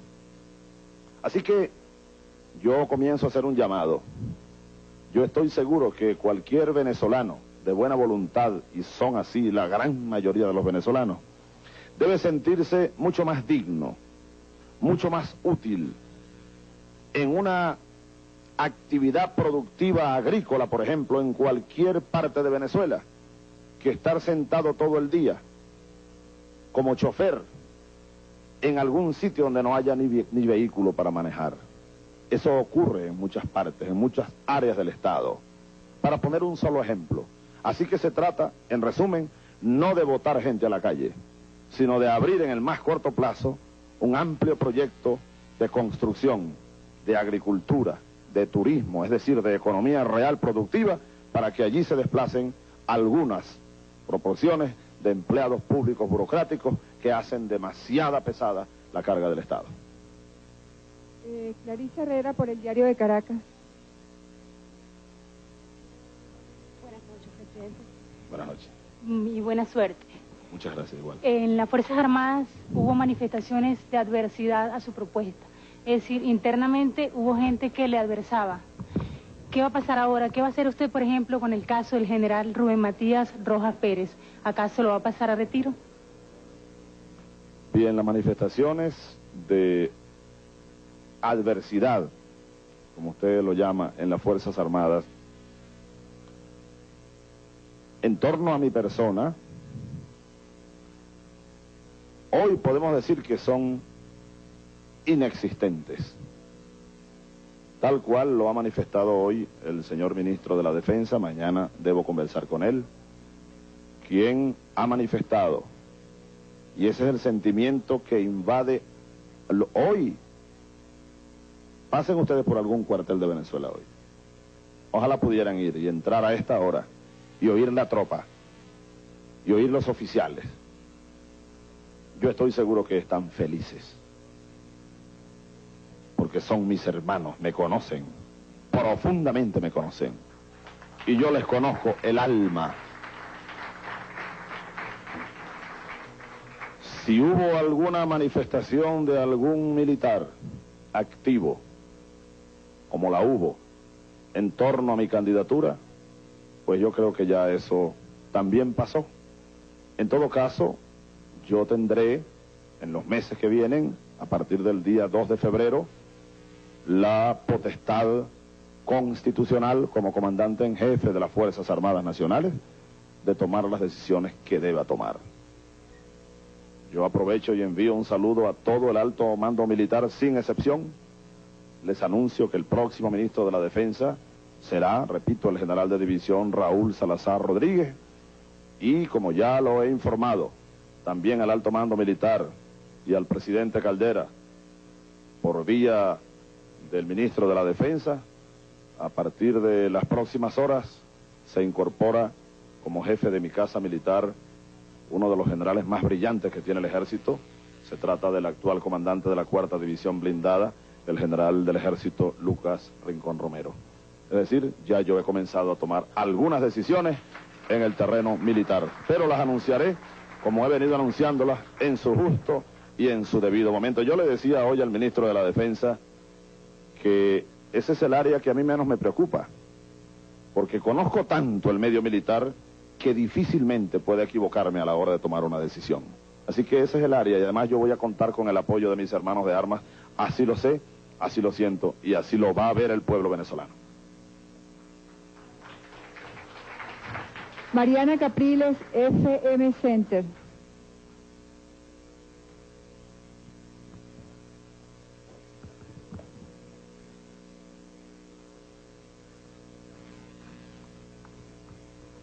Buenas noches. Buenas noches. Usted ha planteado, usted ha dado a entender que la Asamblea Constituyente será prácticamente la panacea para los problemas del país. Pero ¿qué pasaría si al convocar un referéndum la mayoría de los venezolanos o los venezolanos rechazan esta alternativa? ¿Usted tiene planteado ese escenario?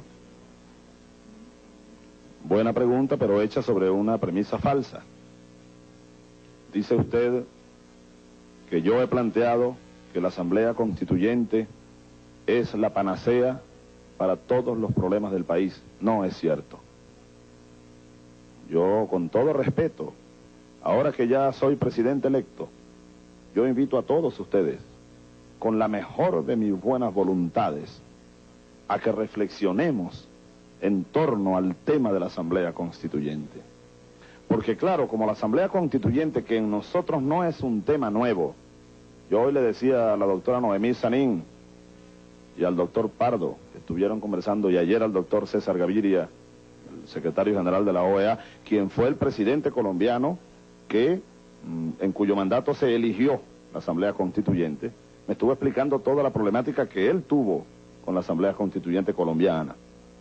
Igual la doctora Sanín hoy.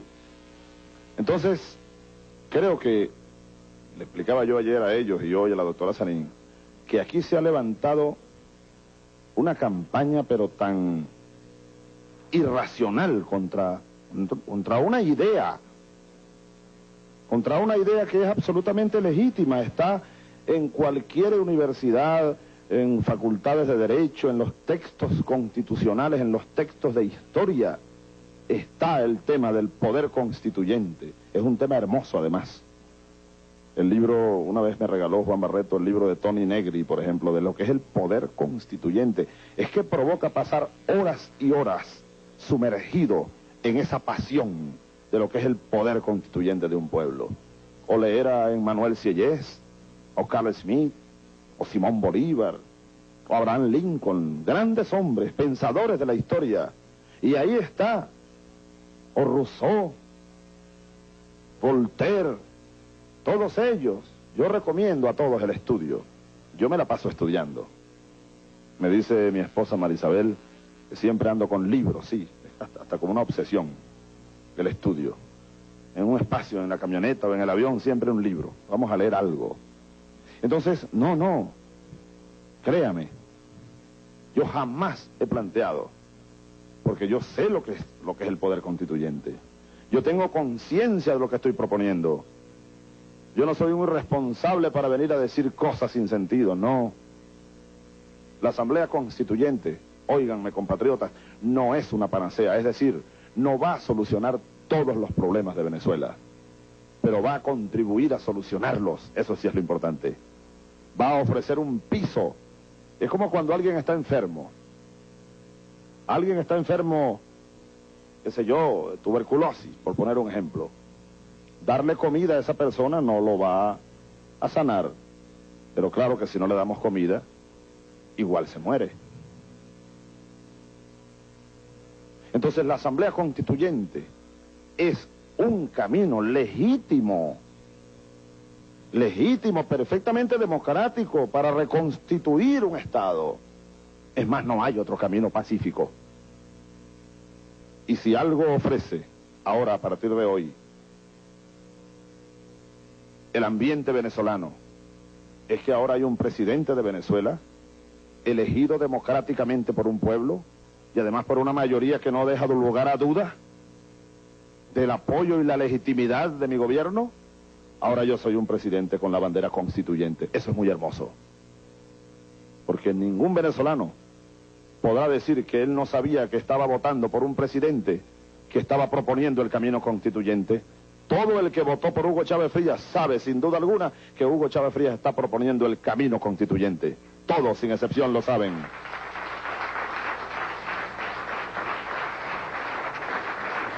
Ahora,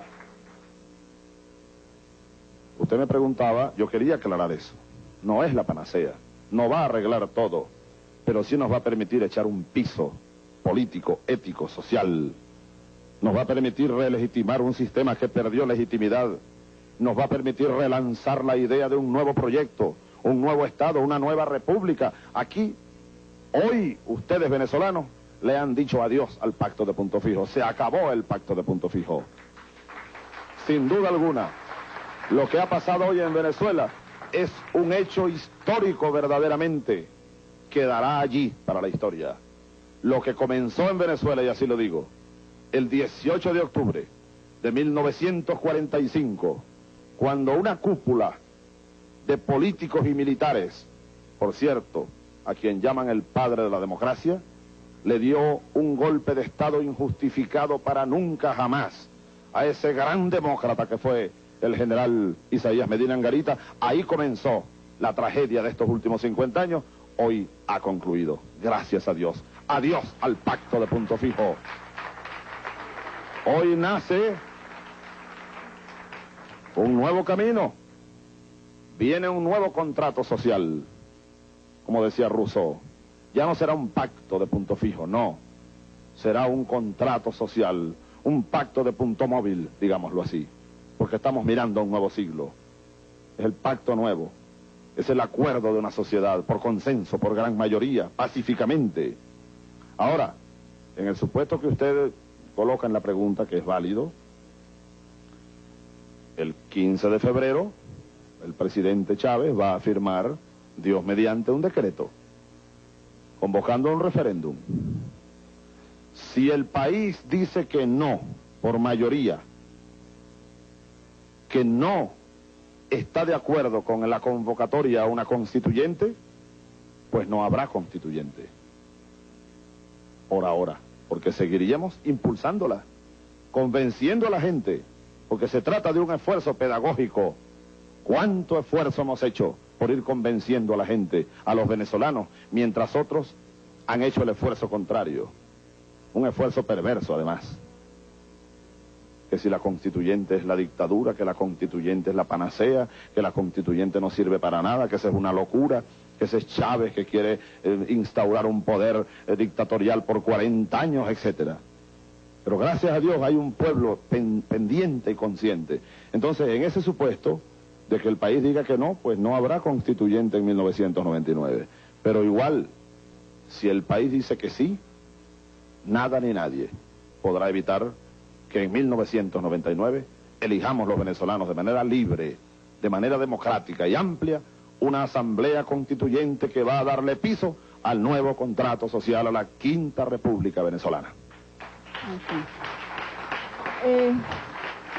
Son muchas las preguntas y vamos a tener que, por razones ya de tiempo, de hacer la última pregunta. Esta vez le corresponde a una periodista también internacional, Amada Castañón, de la Televisión Azteca de México, que sería la última pregunta de esta noche. ¿Se retiró? Bueno. Ahí hay nada más. ¿Usted va a hacer una pregunta? ¿Sí? Bueno. Escójala, pues. Dale, sí. Me hace señas y señas. Sí. Bueno, es tu tiempo. Soy Justina Zuindalul, de la prensa polaca. Señor presidente, ¿usted piensa invitar a Venezuela y contará con la asesoría del general Pérez Jiménez? No, yo no tengo previsto recibir asesoría del general Pérez Jiménez.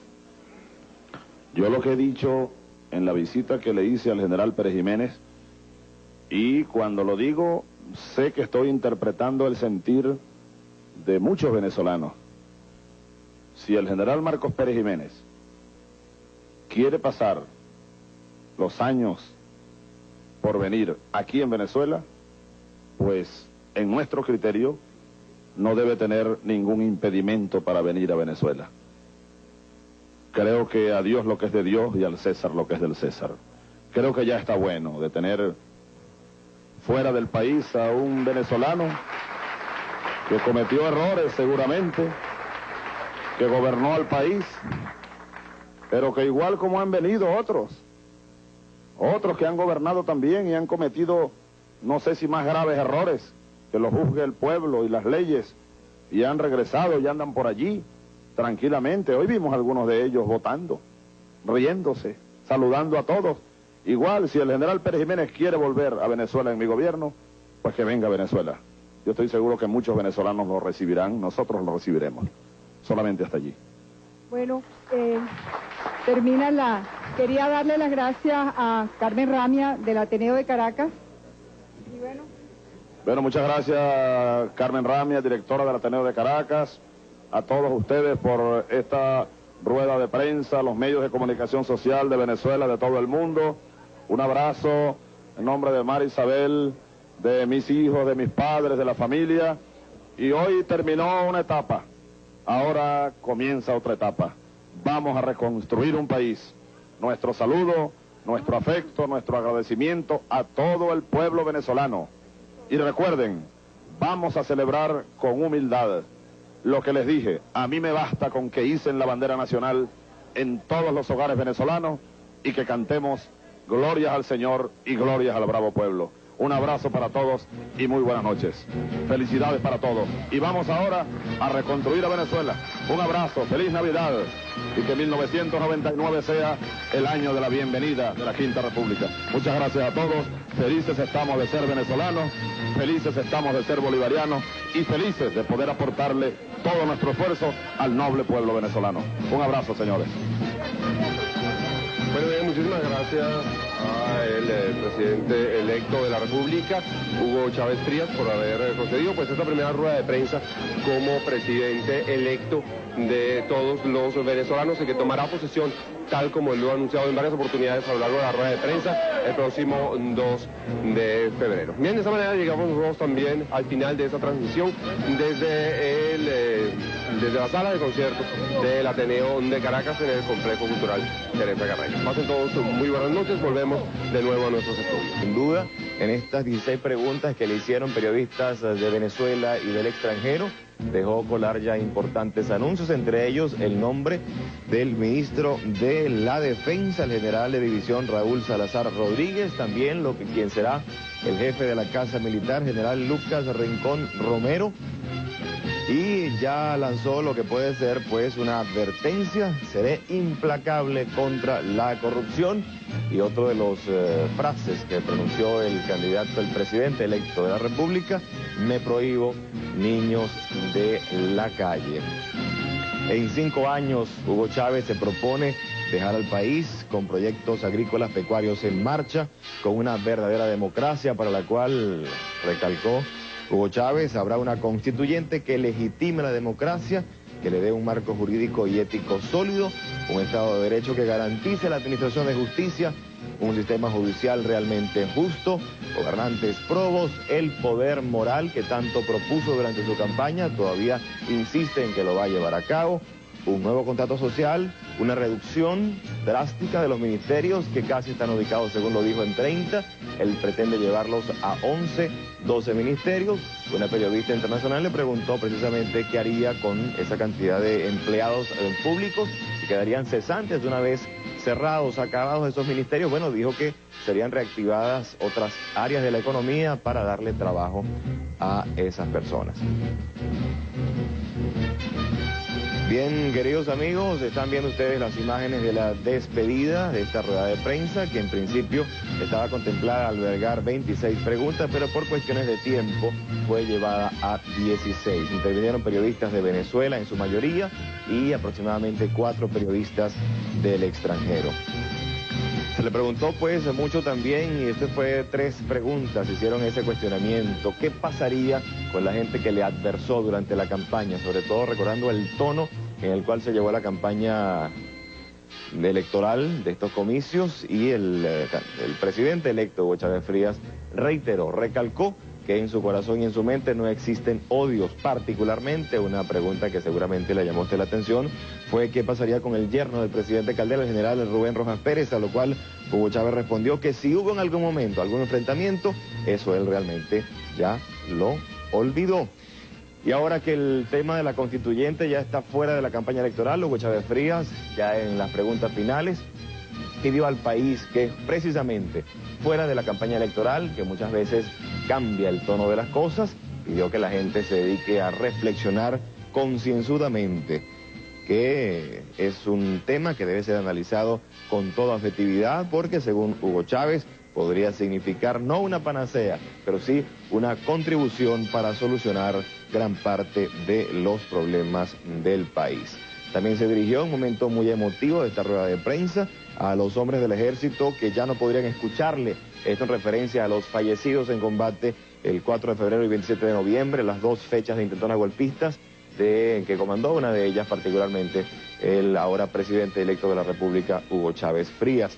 Se dirigió a esos hombres que ya no podrán oírle, diciendo que saludaba a la muchachada rebelde del 4 de febrero y 27 de noviembre. Todo valió la pena, dijo el presidente electo Hugo Chávez Frías. Ahora, en cuanto al trabajo, la posición que tendrán las Fuerzas Armadas en un gobierno de Hugo Chávez a partir del 2 de febrero de 1999, dijo que las Fuerzas Armadas tendrán una participación activa y utilizó el término, si es que cabe dentro de lo posible, la ciudadanización de los militares venezolanos.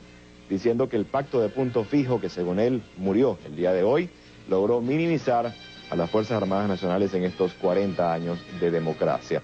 Según lo que profirió, expresó el presidente electo Hugo Chávez Frías, las Fuerzas Armadas podrían participar activamente en el país, en esa ciudadanización, como la catalogó, en labores de profilaxia, en labores deportivas, de infraestructura, construcción de carreteras, de investigación. En fin, también se refirió a lo que hasta hace unos días constituyó el presupuesto reconducido de la República, diciendo que los primeros 3 meses del año entrante, 1999, son lapso para reestructurar ese presupuesto reconducido. Ellos lo están revisando ya con lupa.